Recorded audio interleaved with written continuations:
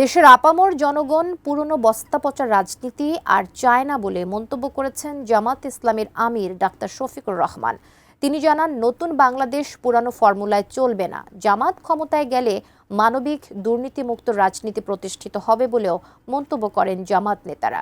শুক্রবার রাজধানীতে আয়োজিত বিভিন্ন সমাবেশে তারা এসব কথা বলেন। ত্রয়োদশ জাতীয় সংসদ নির্বাচনে প্রথম সারির রাজনৈতিক দলগুলোর মধ্যে সবার আগে নিজেদের প্রার্থী চূড়ান্ত করেছে বাংলাদেশ জামায়াত ইসলামী।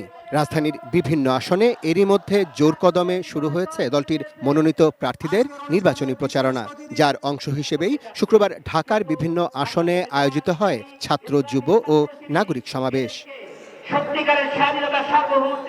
শুক্রবার সকালে ঢাকা ১৭ আসনে জামায়াত প্রার্থী এস.এম. খালিদুজ্জামানের সমর্থনে আয়োজন করা হয় এমনই এক সমাবেশ।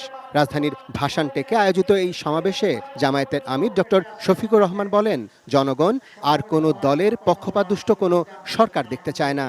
জনগণ দেখতে চায় জনগণের সরকার, যেই সরকারের প্রত্যেকটি নিয়োজিত ব্যক্তি নিজের জন্য চিন্তা করার আগে জনগণের স্বার্থ নিয়ে ভাববে।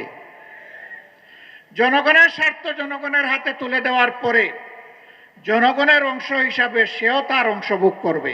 টানা তৃতীয়বার অর্জন করেছে দেশের সেরা সুপার ব্র্যান্ড স্বীকৃতি বসুন্ধরা টিস্যু। এদিকে বিকেলে মোহাম্মদপুর টাউন হল শহীদ পার্কে আয়োজিত অপর এক সমাবেশে জামায়াত নেতারা বলেন, তাদের দল ক্ষমতায় গেলে দুর্নীতি দমনকে সর্বোচ্চ অগ্রাধিকার দেয়া হবে। ঢাকা ১৩ আসনের জামায়াত প্রার্থী মোহাম্মদ মোবারক হোসাইনের সমর্থনে এই সমাবেশের আয়োজন করা হয়। আগামীতে ইনশাআল্লাহ যদি আমরা আপনাদের সেবক হতে পারি, তাহলে একটি সুন্দর বাংলাদেশ, একটি অর্থনৈতিক সমৃদ্ধ বাংলাদেশ, একটি মানবিক বাংলাদেশ ইনশাআল্লাহ আমরা তৈরি করে দিতে সক্ষম হব। পরিবারতন্ত্রের রাজনীতি গণতন্ত্রের পথে সবচেয়ে বড় বাধা। এই জন্য পরিবারতন্ত্র থেকে রাজনীতিকে বেরিয়ে এসে জনগণের শাসন কায়েম করতে হবে। জনগণের মধ্য থেকে উত্থিত রাজনীতির দ্বারা দেশকে চালাতে হবে। Arafat Siddiqui, ATN news, Dhaka.